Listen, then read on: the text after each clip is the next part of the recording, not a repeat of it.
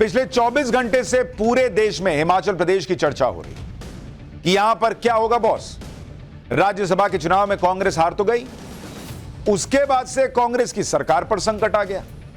सबको यही लगा कि सरकार जब तब गिरने वाली है, क्योंकि 6 विधायकों ने राज्यसभा में क्रॉस वोटिंग कर दी थी और ऐसी खबरें आ रही थी कि कांग्रेस के सीएम से बड़ी संख्या में उनके विधायक नाराज चल रहे हैं। लेकिन उन बातों से उलट कांग्रेस सब कुछ बीजेपी पर डाल रही थी कि हिमाचल प्रदेश में जो कुछ हुआ वो बीजेपी करवा रही। मतलब ये पुराना है कि हर बार जब भी कुछ हो जाए वो सब बीजेपी पर डाल दे। लेकिन बहुत बड़ा सवाल तो यह है कि उत्तर भारत की इकलौती कांग्रेस सरकार भी संकटों से घिर गई है।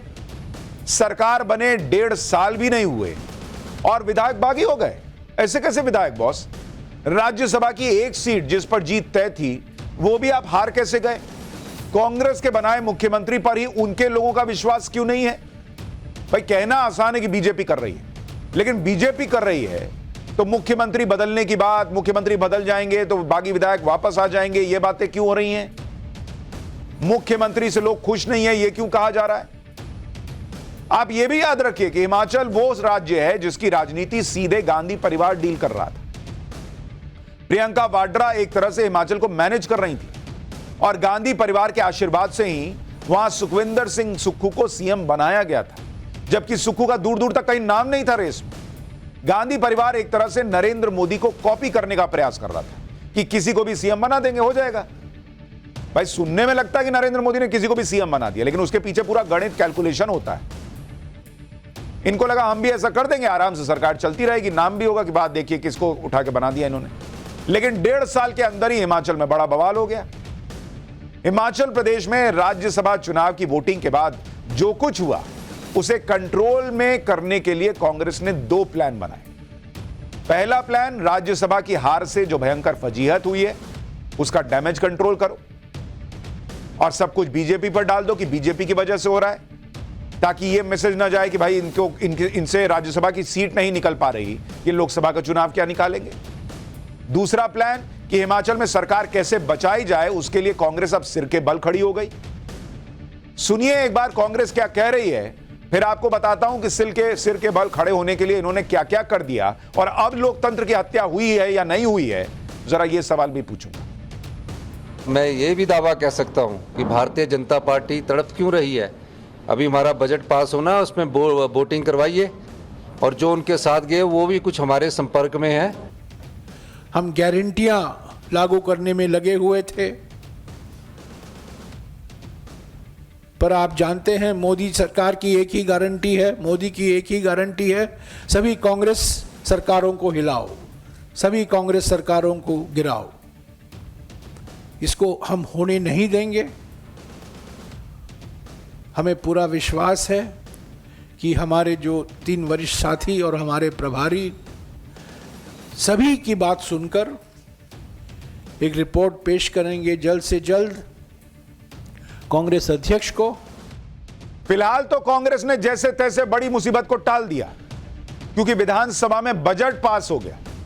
दरअसल विधानसभा में बजट पास होने का मतलब है कि एक तरह से तकनीकी तौर पर, टेक्निकली सरकार का बहुमत है, यह साबित हो गया। बजट पास कराने के दौरान वोटिंग होती है, लेकिन इससे पहले ही बीजेपी के 15 विधायक निष्कासित कर दिए गए। बीजेपी के 15 विधायक निष्कासित करने का मतलब है कि विधानसभा में नंबर गेम कांग्रेस सरकार के पक्ष में आ गया।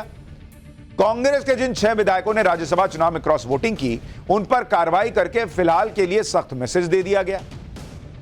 अब आप देखिए कि कैसे हिमाचल में कांग्रेस अपनी सरकार बचाएगी, इसका गणित क्या है और आज क्या हुआ, जरा वो भी आपको देखना चाहिए। क्योंकि अमूमन हर बात में लोकतंत्र की हत्या चिल्लाने वाले लोग आज कहां हैं, यह सवाल उठेगा। जिस हिमाचल की हम बात कर रहे हैं वहां पर आज क्या हुआ जरा देखिए।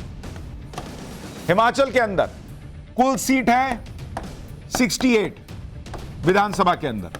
बहुमत कितने पर है? बहुमत पड़ता है 35 पर, 35 सीट पर।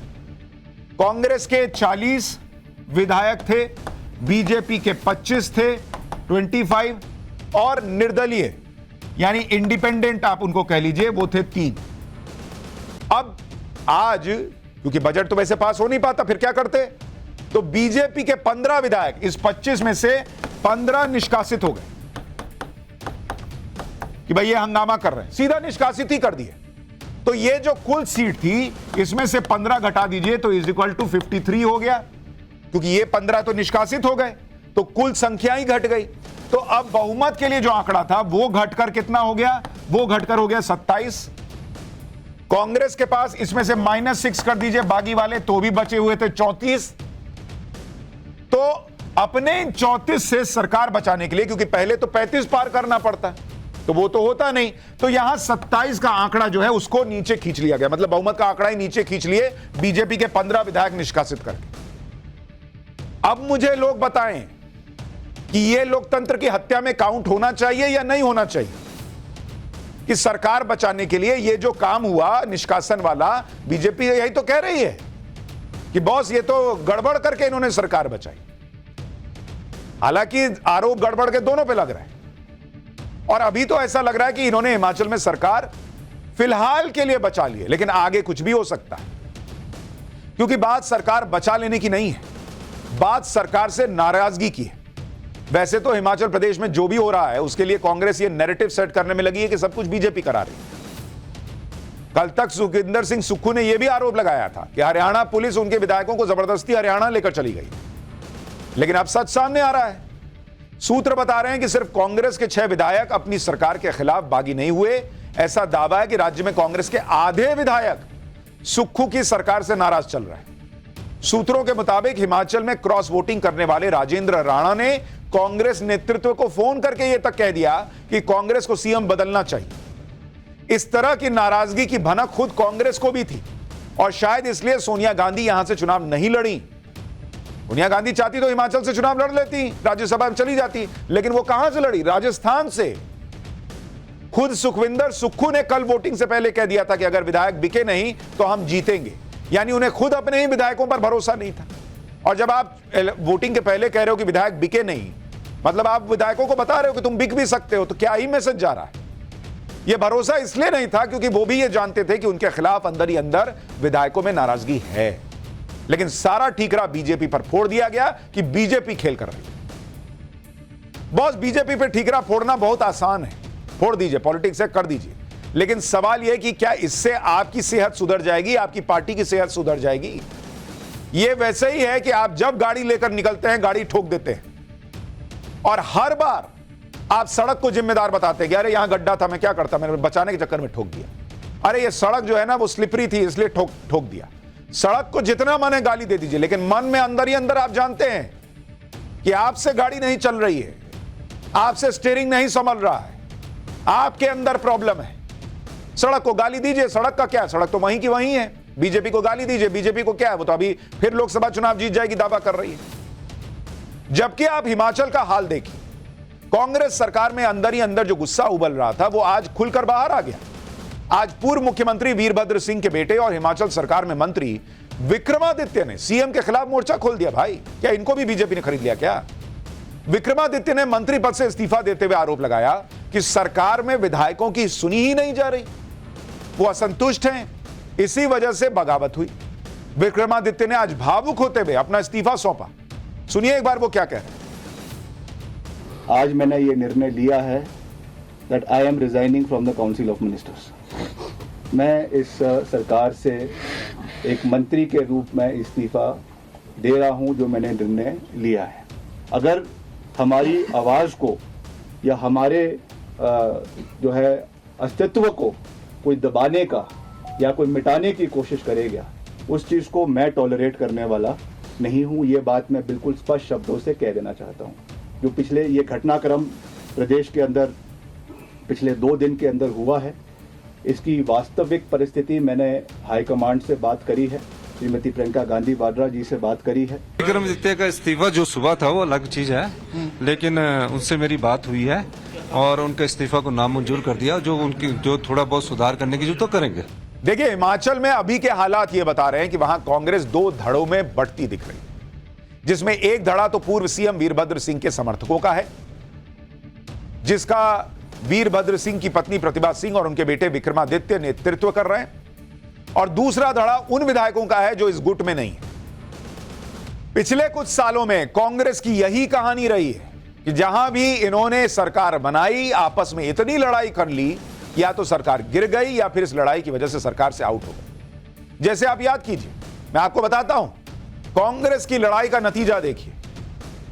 कांग्रेस की कलह, इसका नतीजा आप देखिए कहां कहां देखने को मिला।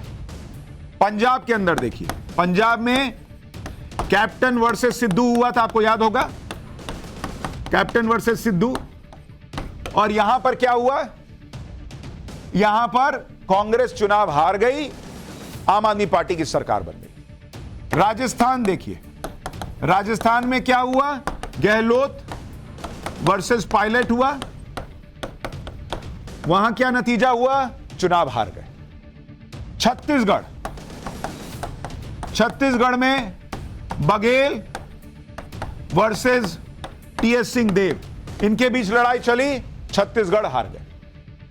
मैं कह तो रहा हूं बॉस, आपको जितना मन बीजेपी को गाली दीजिए, उनका क्या जा रहा है, वो तो चुनाव पे चुनाव जीत रहे हैं, आप कमजोर पड़ते जा रहे हैं। आपको वो नहीं हरा रहे तो कोई और हरा दे रहा है। कांग्रेस मुक्त भारत का उनका नारा सच होता जा रहा है।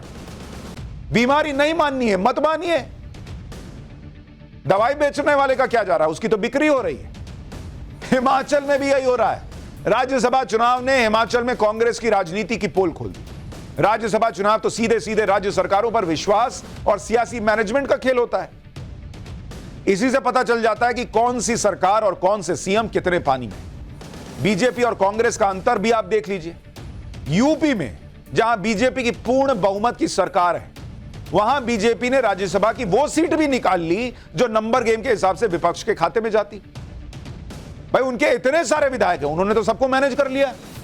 जबकि हिमाचल जहां कांग्रेस की पूर्ण बहुमत की सरकार है, वहां की राज्यसभा सीट पर कांग्रेस की जीत तय होने के बावजूद ये जीती हुई सीट भी हार गए। अब ये ना कहिएगा कि हार कर जीतने वाले को बाजीगर कहते हैं। यहां जीतकर भी हार जाने वाले को कांग्रेस कहते हैं। विपक्ष से अपने विधायक अपने लोग नहीं संभलते। यही हिमाचल में हुआ, यही यूपी में हुआ। यूपी में अखिलेश के विधायक बागी हो गए और राज्यसभा की सीट पर दूसरे को वोटिंग कराई।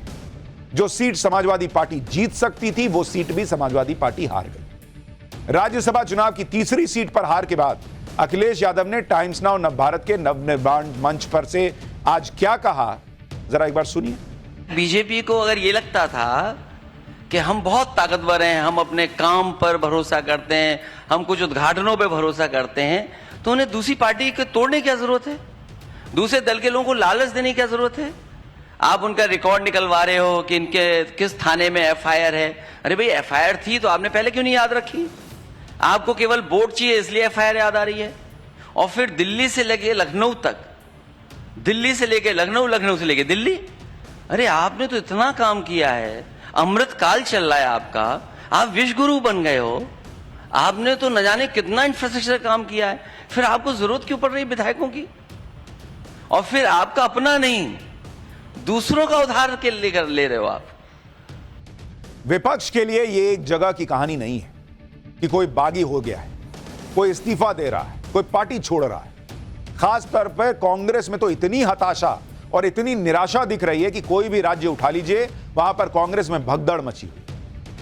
आप असम के बारे में सुनिएगा तो आप कहिएगा कि यही हो ही रहा है।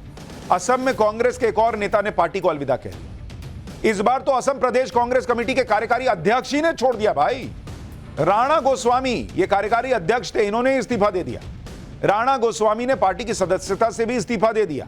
3 दिन पहले ही उन्होंने असम के संगठनात्मक प्रभारी के पद से इस्तीफा दिया था। तभी से ये कयास लग रहे थे कि राणा गोस्वामी जल्दी ही पार्टी का साथ छोड़ सकते हैं। असम के मंत्री और बीजेपी नेता पीयूष हजारिका ने भी एक दिन पहले संकेत दे दिए थे कि असम कांग्रेस के कुछ बड़े नेता उनके संपर्क में। हालांकि असम कांग्रेस अध्यक्ष भूपेन कुमार बोरा ने कहा था कि राणा गोस्वामी के इस्तीफे का सवाल ही नहीं उठता। राणा गोस्वामी जोरहाट से 2 बार के विधायक हैं। वो 30 साल से कांग्रेस से जुड़े हुए थे। 2021 में कांग्रेस का कार्यकारी अध्यक्ष बनाया गया था। उन्होंने कहा कि वो राजनीतिक कारणों से इस्तीफा दे रहे हैं। राणा गोस्वामी के इस्तीफे के बाद कयास लगाए जा रहे हैं कि वो जल्दी ही बीजेपी या असम गण परिषद का दामन थाम सकते हैं। इसीलिए ना कह रहा हूं बॉस कि अपने अंदर क्या समस्या ये कांग्रेस देख ही नहीं रही। वोटर में दिक्कत, राहुल गांधी खड़े होकर कह देते हैं तुम लोग सो रहे हो, वोटर में दिक्कत, जुडिशरी में दिक्कत, प्रेस में दिक्कत, इलेक्शन कमीशन में दिक्कत, पार्टी के वो लोग जो छोड़ के जा रहे हैं, अरे ये डरपोक है जान दो, उनमें दिक्कत, सब में दिक्कत, इनमें कोई दिक्कत नहीं। इसीलिए दिक्कत में पार्टी पड़ जाती है।